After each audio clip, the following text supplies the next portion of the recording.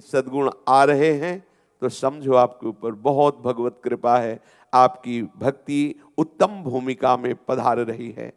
यदि ये सद्गुण नहीं है, इसके विपरीत चेष्टाएं हो रही हैं, तो आप सावधान हो जाइए, उन विपरीत चेष्टाओं को मत कीजिए और आदर्श महापुरुषों के इन सद्गुणों को हृदय में धारण कीजिए। सबसे पहला है अभयम। जो शरणागति है, शरणागति का सबसे पहला लक्षण है निर्भय, फिर निश्चिंत, फिर निशोक। ये निर्भय पहला लक्षण है। जहां कहीं भक्त को भय प्रकट होता है, कहीं भय की स्थिति हुई, तो तत्काल उसके हृदय में बल प्रकट होता है। मेरे प्रभु है ना, मेरे प्रभु सर्वत्र है, सर्वज्ञ है, सर्वशक्तिमान है, तत्काल वो निर्भय होता है। अगर स्वभाववश कोई भय आता है तो उसे प्रभु का चिंतन होता है। एक बार गंगा के किनारे भ्रमण कर रहे थे तो अंधकार में ये मन बड़ा कल्पनात्मक भय प्रकट करता है। रात्रि का समय था, सियार और उल्लू की आवाज आती है वहां गंगा किनारे, या तो उल्लू की आवाज आती है या तो सियार की आवाज आती है, और वो बड़ी भयावह होती है।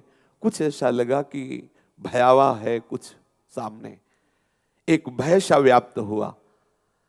अब उसी भय में थोड़ी दूर पर एक प्रकाश लिए, ऐसा लगा कोई लालटेन लिए हुए है। मन में निर्भयता आई, तुरंत पश्चाताप हुआ, अरे धिक्कार है तुझे, इतनी दूर है, वो कौन है मुझे पता नहीं, लेकिन लगा कोई है लालटेन लिए हुए, तो तुझे निर्भयता नहीं लगी। और सर्व प्रकाश पुंज मेरे प्रभु मेरे समीप है, तुझे उसकी याद नहीं आई। ये जो मन है, ये सदैव भगवत विमुख होने की चेष्टा करता रहता है। हमारे पास कोई भी भयावह परिस्थिति आती है और कोई हमें दूर दिखाई देता है जिससे बिल्कुल परिचय नहीं, वो बिल्कुल सहायता नहीं करेगा, तो भी लगता है वो है, और बिल्कुल हमारे समीप हमारे गोविंद हैं, हमारे कृष्ण हैं, हमारे प्रीतम हैं, और हमें उनकी याद नहीं आती कि वो है ना सर्वज्ञ है, सर्वशक्तिमान है, सर्वत्र जो विराजमान है ना। भक्त वही है, जो शरणागत वही है, जो प्रतिपल प्रभु के सानिध्य का अनुभव करता है। मेरे प्रीतम है ना। अभयम, उसके हृदय में भय नहीं होता। भय कभी कभी स्वाभाविक जो भय होता है वो बड़े बड़े भक्तों में भी देखा जाता है। अचानक कोई आवाज हुई और भयभीत हो, ये विचार भय नहीं है, ये स्वाभाविक है, ये होगा। वो विचार भय से युक्त नहीं रहता। भक्त कभी विचार भय, वो अंदर से विचार करके भयभीत नहीं होता। किसी भी भय परिस्थिति में वो प्रभु के चरणों का आश्रय ले, स्वाभाविक भय हो जाएगा। अचानक कोई आवाज आती है, अचानक कोई भयावह ऐसी आवाज आई, या ऐसी कोई कुछ गिरा, या कुछ ऐसा कोई चीख पड़ा, तो एकदम वो ऐसा, तो ये ना समझे कि क्या भक्ति है, भयभीत हो गया। वो अचानक घटना घटती है और वो ऐसा हो जाता है, पर विचार भय उसके हृदय में नहीं होता है। अनिष्ट की आशंका से जो हृदय में घबराहट पैदा होती है, उसका नाम भय है, और उस भय का सर्वथा भक्त के हृदय में अभाव होता है। अगर भय लग रहा है तो आप प्रभु के चरणों का आश्रय सुदृढ़ भावना से नहीं लिए हैं। कहीं कोई भय नहीं है, मन केवल कल्पना करता है भय की, कहीं भय नहीं। बड़े अंधकार में ऐसे सब भ्रमण करके देखा है, जहां कहीं भय लगा है वो मेरे मन की कल्पना होती है। सब आत्म स्वरूप में श्री कृष्ण है, किससे भय करे। ये जब बोध हो जाता है तब अभय पद को प्राप्त हो जाता है। यदि हमारे अंदर ऐसी धारणा नहीं तो हम भावना बनाएं, जहां मुझे भय लगता हो, जहां कभी ऐसा लगा कि यहां श्मशान है, यहां भूत है, यहां ऐसा हो सकता है, हम वहीं बैठे, स्वभाव जिद्दी रहा है, देखते हैं कहां कौन भय, और नाम स्मरण, कहीं कोई भय नहीं रहा, कहीं कोई भय नहीं। और भयभीत तो हो जाओ तो अपने आप से भय लगने लगेगा। श्वास का भय लगता है, ज्यादा श्वास चल गई तो लगा कुछ आवाज आई, कोई है पीछे है क्या, अपने पैर की खुटक में वो भयभीत होने, कोई है पीछे चल रहा है, और लगने लगेगा पीछे चल रहा है। ये बहुत मन भय प्रदान करने वाला है। भगवत आश्रित को निर्भयता की तरफ भावना बढ़ानी चाहिए, क्योंकि ऐसी कौन सी विपत्ति है जो हमारे श्री कृष्ण की कृपा का उल्लंघन कर सके। सर्व सामर्थ्यशाली प्रभु विराजमान है, जिनसे काल भी थर्राता है, भयभीत होकर काल वर्ताव करता है, जिनसे भयभीत होकर के सूर्य तपता है, जिनके भय से वायु चलती है, जिनके भय से पृथ्वी जल में नहीं डूबती। चराचर जगत का जो शासन करने वाला ईश्वर है वो मेरा प्रभु है। समस्त लोकपाल जिनके भय से वर्ताव कर रहे वो मेरे प्रभु हैं और मुझे बहुत प्यार करते हैं, हर समय मेरे समीप रहते हैं। भले मेरे दृष्टि में नहीं आ रहे लेकिन है, मेरे समीप है, नाम रूप से है, मंत्र रूप से है, आनंद रूप से है, आश्रय उनका लिए वो है मेरे पास। ये बल जब जागृत हो जाता है तब भक्त निर्भय हो जाता है। बाहर से आने वाला भय और भीतर से होने वाला भय, ये दो प्रकार के भय व्यक्ति को क्लेश देते रहते हैं, लेकिन भक्त दोनों भयों से मुक्त हो जाता है। बाहर का भय है कोई चोर, कोई डाकू, कोई हत्यारा, कोई व्याघ्र, कोई सांप या कोई भूत प्रेत, कोई भी बाहरी जो हमें आकर के कष्ट दे सकता है, हमारी हानि कर सकता है, उसको आशंका नहीं होती भक्त को। बाहर सांप, जैसे लोग कहते हैं सांप को देखा रे मारो मारो, एक काट खाएगा मर जाओगे। अगर उसे काटना है तो आप जाओ, चाहे शीशे का एक मकान बनवा के अंदर बंद हो जाओ। जिस समय काटना है तो वहां खूंटी में टंगा हुआ वस्त्र या कुछ भी वो सांप बन के काट लेगा। काल बहुत बलवान है। और नहीं काटना तो सांप के बीच में सो जाओ, नहीं काटेगा पक्का। जंगल में भी रह के देखा है, ऐसा देखा। सेनपुर में आज भी कोई चला जाए देखे, बहुत पुराना जंगल, वहां बिच्छी, सांप, बिच्छा पर ये सब घूमते रहते, कभी किसी को नहीं। अगर आपका विधान है तो एक से एक मंत्रवेत्ता लगाए थे श्री जन्मेजय जी परीक्षित जी के लिए। जिस समय अंतिम दिन था, 7वां दिन, बड़े बड़े मंत्रवेत्ता और एक खंभा, उसके ऊपर महल की रचना और आसपास सब मंत्रवेत्ता मंत्रों से कील दिया गया था। लेकिन तक्षक श्राप के वशीभूत होकर फल में एक छोटा कीड़ा बन के गया और जो ही उन्होंने ऐसे किया तो वो सर्प बन के काट लिया। क्यों भय करना? एक बार मृत्यु होनी, जब होनी वो निश्चित है, जिससे होनी वो निश्चित है। क्यों भयभीत होते हो? भय क्यों धारण करते हो? क्योंकि प्रभु का भरोसा नहीं, इसलिए भय धारण करते हो। कोई भी सृष्टि में आपकी हानि नहीं कर सकता, अमंगल नहीं कर सकता। प्रभु विराजमान है ना। जो होना है पक्का होगा, उसके लिए हम चिंतित क्या हो? जो नहीं होना पक्का नहीं होगा, उसके लिए हम क्यों बेपरवाह रहे? हरि स्मरण में मगन रहे, हरि रक्षा करते हैं। करो सदा तिनके रखवारी, जिमि बालक राखे महतारी। माँ जैसे बच्चा तो खेल में मगन है, लेकिन माँ की दृष्टि केवल बच्चे पर है। कहीं कोई अमंगलकारी आकर आक्रमण न कर दे, कहीं कोई अमंगल कृत्य करके अपने को दुख ना पहुंचा ले। बाहर से आने वाले दुख और स्वयं से होने वाले दुख, दोनों की दृष्टि माता के प्रति रहती। माता देखती रहती, कहीं ऐसा ये अमंगल खा न ले, छू न ले, ऐसा कर न ले, या कोई बाहर मंगल आकर इसका कर न दे। ऐसे ही मंगल भवन हमारे आराध्य देव, करो सदा तिनके रखवारी, जिमि बालक राखे महतारी। कभी कभी स्वयं भय वरण किया जाता है। बीड़ी, सिगरेट, अफीम, भांग, शराब, तंबाकू, ये हम खाने लगते हैं कि हमें सुख मिलेगा। ये हम स्वयं भय पैदा कर रहे हैं। अब ये हमारे हृदय में आसक्ति पैदा करते हैं, हमारे हृदय को मलिन और हमारे शरीर में रोगों की बाहुल्यता प्रकट करने का अवसर देते हैं। और जब छोड़ने की बात आती तो हम भयभीत हो जाते कि इनके बिना हम जी नहीं सकते हैं, हम रह नहीं सकते। ये स्वयं आप व्यसन करके अपने को भयभीत कर रहे हैं, अपने अंतःकरण को मलिन कर रहे हैं, उस आसक्ति से बांध रहे हैं। आप समझते हैं कि कहीं ना कहीं आपके शरीर को चैतन्यता प्रदान करता है, ये आपको आनंद प्रदान करता है। यही मूढ़ता है, आप भय का वरण कर रहे हैं।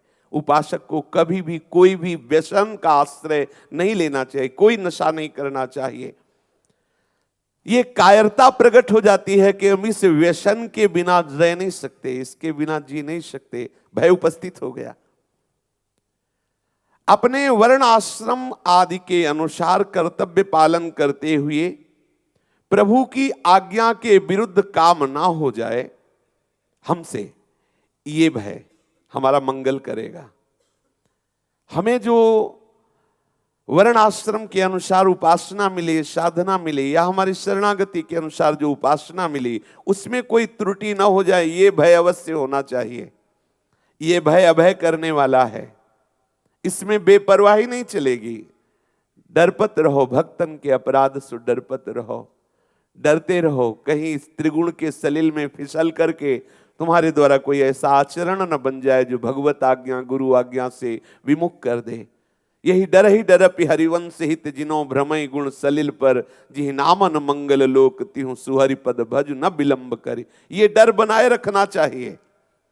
बाहर से कोई चोर आएगा, हिंसक आएगा, कोई भूत प्रेत आएगा, कोई आदि आदि, ये डर बिल्कुल मत रखो।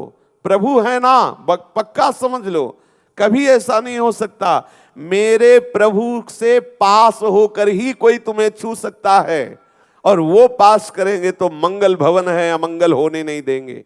और त्रिभुवन में कोई ऐसी सामर्थ्य नहीं है, कोई शक्तिवान नहीं है कि वो भक्त का अमंगल कर सके।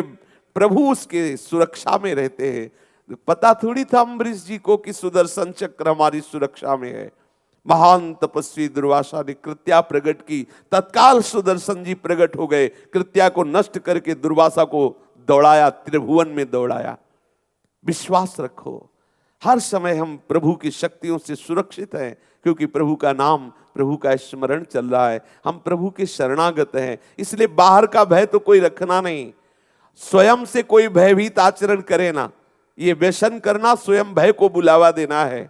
आसक्ति में फंस करके अब उसे छोड़ने में आप घबरा रहे हैं कि बड़ा भय लग रहा है, मैं इसके बिना रह नहीं सकता, इसके बिना जी नहीं सकता, और वो कोई न कोई आपके शरीर की हानि करेंगे, वो आपको भय पहुंचाएंगे, अंतःकरण मलिन करेंगे, वो रागात्मक व्यसन की वृत्तियां आपको कमजोर कर देंगी। ये स्वयं से कोई ऐसा आचरण भय वाला करे ना। हम जो उपासना मार्ग में है, इस बात का भय रहना चाहिए कि कहीं हमारी उपासना में त्रुटि ना हो जाए, कहीं गुरु संत वैष्णव पूज्यजन इनकी अवहेलना ना हो जाए, इनका अपमान ना हो जाए, हमारे द्वारा कहीं शास्त्र के विरुद्ध आचरण न बन जाए, कहीं वैष्णवता के विरुद्ध आचरण न बन जाए। इस प्रकार का भय उपासक के हृदय में रहना चाहिए, और ये भय उसे अभय पद प्रदान करता है।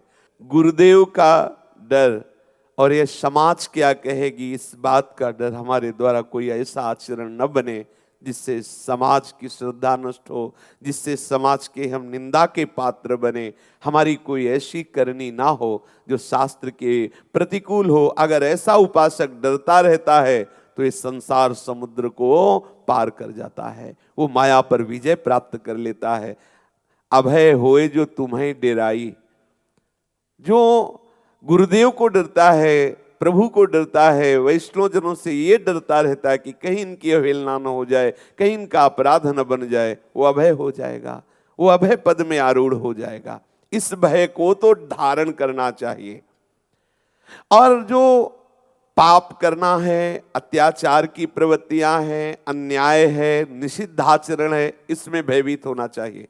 ये कार्य हमसे ना हो, ये हमारे हृदय में रहना चाहिए कि ये कार्य हमसे ना हो। कभी हमारा मन प्रेरित करे कि ये गलत आचरण, तो डर जाओ, नहीं नहीं ऐसा नहीं, गुरुदेव देख रहे हैं, प्रभु देख रहे हैं, शास्त्र विरुद्ध आचरण हो जाएगा, हमारा हृदय भजन से विमुख हो जाएगा। नहीं नहीं, तत्काल मन को शासित करो, उसको डर दिखाओ। अगर जन्म मृत्यु जरा व्याधि इन दुख दोषों का इसको मनन कराओगे तो ठीक हो जाएगा। इस डर को धारण करोगे तो ये डर करके प्रभु के चरणों की तरफ भागेगा। अगर भयभीत होकर प्रभु के चरणों की तरफ भागेगा तो अभय हो जाएगा। जो सभी तावा सरनाई रखे हो ताई प्राण की नाई, ये डरना चाहिए।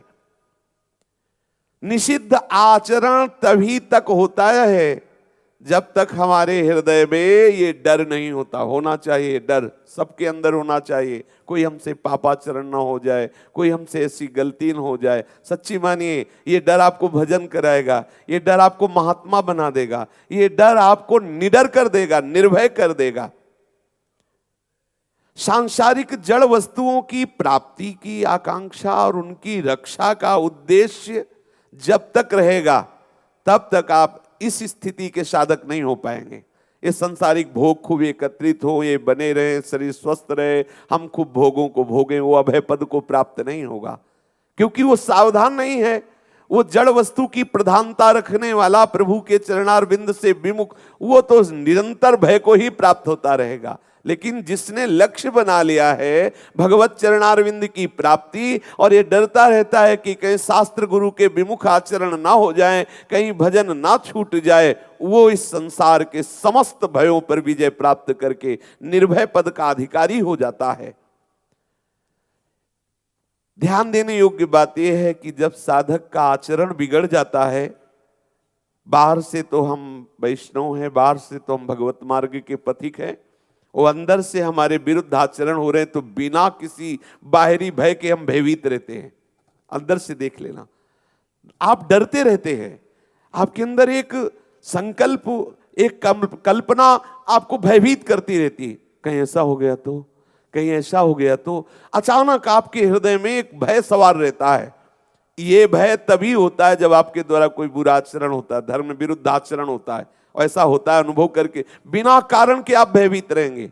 ये जो संसार में ज्यादा डिप्रेशन में पहुंच जाते हैं, इन्होंने मनमानी आचरण किया है, इसी के कारण उनका मन इस स्थिति में आ गया, हर समय भय प्रदान करता रहता है। जो भजन करने वाला है, शास्त्र के अनुकूल चलने वाला है, वो भयभीत नहीं होता। निर्भय ये महान दैवी संपदा है। ये अभय प्रभु की तरफ से उसके हृदय में उदय हो जाता है, वो भय का त्याग कर देता है। अगर आप भयभीत है, शरीर में रोग आने पर, कोई न कोई विपत्ति आने पर, निंदा होने पर, अपमान होने पर, अवहेलना होने पर, तो अभी आप प्रभु के सच्चे शरणागत नहीं हैं।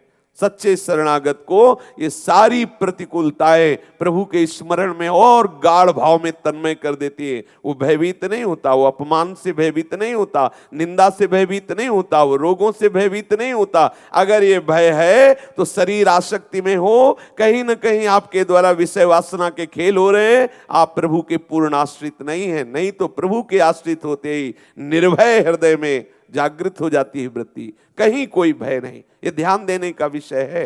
आप अंदर से देखिए, अगर आप अंदर से प्रभु के अनुकूल चल रहे हैं, प्रतिकूलस्य वर्जनम, तो आप निर्भय होंगे। यदि आप प्रभु के प्रतिकूल चल रहे हैं तो कोई जाने ना जाने आप अपने आप में भयभीत रहेंगे, दंड है। ये उस पाप प्रवृत्ति का, प्रतिकूल आचरण का दंड है। आप कल्पनात्मक भय से भयभीत रहेंगे, और कोई महान अपराध बन जाए तो आप अपने शरीर को दंड देने लगेंगे, आप क्लेश से युक्त हो जाएंगे। यहां तक होता है कि अपने हाथ से जहर खाना होता है उसको। यदि भयंकर अपराध बन गया तो अपने हाथ से फांसी लगानी होती है। बड़ा विचित्र विधान है ये। अवश्य में भोक्तव्यम कृतम कर्म शुभाशुभम। इसीलिए हरि के चरणों के आश्रित होकर निरंतर सावधानी पूर्वक, ये डरना सावधानी है कि हमारे द्वारा कहीं वैष्णव अपराध न बन जाए, कहीं शास्त्र विरुद्ध आचरण न बन जाए। क्योंकि यदि आप ऐसा करके और ये सोच रहे हैं कि कोई जान नहीं रहा, तो वो कर्म ही आपको भयभीत करता रहेगा। वो कर्म ही आपके हृदय में जलन पैदा करेगा, अशांति पैदा करेगा, आपके हृदय में अज्ञान वृत्ति बढ़ेगी। क्या मिला क्या? अंदर क्लेश, अशांति, और आगे चल करके उसका परिणाम दुर्गति। हरि आश्रित हो करके श्री कृष्ण अनुकूलेन प्रतिकूलस्य वर्जनम, प्रभु के अनुकूल चलने का तात्पर्य है गीता भागवत आदि में जो श्री भगवान अपने श्री मुख से उपदेश कर रहे, ऐसा चलो तो हमारे प्रेम रस को प्राप्त होगे, ऐसे चलो तो तुम्हें ब्रह्म बोध हो जाएगा, ऐसे चलो तो तुम योग को प्राप्त हो जाओगे। हम उसके प्रतिकूल चलेंगे तो हम भयभीत रहेंगे। जैसे कौरवों की 11 अक्षौणी सेना के जब बाजे बजे तो पांडव सेना में कोई भी भयभीत नहीं हुआ, लेकिन जब पांडवों की 7 अक्षौणी सेना के बाजे बजे तो कौरवों के हृदय विदीर्ण हो गए। क्यों? वो अधर्म के पक्ष में है और ये धर्म के पक्ष में है। जब धर्म के पक्ष में चलोगे तो निर्भयता रहेगी। जब शास्त्र सदगुरुदेव के अनुकूल चलोगे, प्रभु उनके साथ है, अर्थात वो प्रभु को लिए हुए है, इसलिए उनकी 11 अक्षौणी सेना के बाजे बजे, शंख आदि बजे, कोई भय नहीं पांडव, क्योंकि प्रभु हैं और वो प्रभु के विरोध में खड़े, धर्म विरुद्ध है। तो 7 अक्षौणी सेना के जो ही बाजे बजे भयभीत हो गए, सबके हृदय विदीर्ण होने लगे। क्यों? क्योंकि वो अधर्म से युक्त है। अगर आप अधर्म से युक्त हैं तो आपका हृदय भय युक्त हो जाएगा। बिना किसी भय की घटना के आप भयभीत हो जाएंगे। और धर्म युक्त है तो भयंकर भय की स्थिति आने पर भी आपका हृदय निर्भय रहेगा, पक्का निर्भय रहेगा, बेपरवाह रहेंगे। आपकी मस्ती में कोई भी ऐसी बाहरी परिस्थिति नहीं कि फर्क डाल सके। यही तो भगवत शरणागति का प्रताप है। शरीर हमारा है, हमें अच्छे अच्छे भोग मिलने चाहिए, यही वृत्ति हमें बांधे हुए है। प्रभु हमारे हैं, निरंतर प्रभु सुमिरन हो, यही हमारे मोक्ष का कारण बनेगा। इसे विभाग करके देख ले अंदर। मैं शरीर हूं, अच्छे अच्छे सुख आराम भोग सामग्री मिले, चाहे धर्म से चाहे अधर्म से, यही तुम्हारी दुर्गति का कारण है। प्रभु मेरे हैं, मुझे प्रभु के अनुकूल चलना है, सतत प्रभु स्मरण करना है, निर्भय पद में विराजमान हो जाएंगे। प्रभु की तरफ चलने वाले साधक को प्रभु पर जितना अधिक विश्वास होता जाता है, जितना प्रभु के ऊपर पूर्ण रूप से आश्रित होता जाता है, उसका भरोसा बढ़ता जाता है, उतना वो अभय हो जाता है। पूर्ण भरोसा, पूर्ण भय। अगर हमें अभी कुछ भय है तो अभी कुछ कमी है शरणागति में। नहीं, सच्ची मानिए, अगर प्रभु के प्रति शरणागति हो गई तो खास बात होती है, स्वरूप का अनुभव हो जाता है। जो ही प्रभु से अपनापन हुआ तो सबसे पहला लाभ होता है अपने स्वरूप का बोध। मम दर्शन फल परम अनुपा, जीव पाओ निज सहज स्वरूपा। आनंद स्वरूप अपने स्वरूप का अनुभव हुआ। अब किसका भय? भय किसका? जो भयावा था वो शरीर राग था। अपना स्वरूप तो चेतन अमल सहज अविनाशी, अविनाशी का कोई विनाश कर ही नहीं सकता। नैनम छिन्नन्ति शस्त्राणि नैनम दहाति पावकः न चैनम क्लेदन्त्यापो न शोष्यति मारुता। फिर भय कैसा? स्वरूप का अनुभव हुआ, निर्भय हो गया। प्रभु के चरणों की आसक्ति होते ही पहला कार्य होता है स्थूल सूक्ष्म कारण तीनों देहों के राग का नाश और अपने स्वरूप का अनुभव बिना प्रयास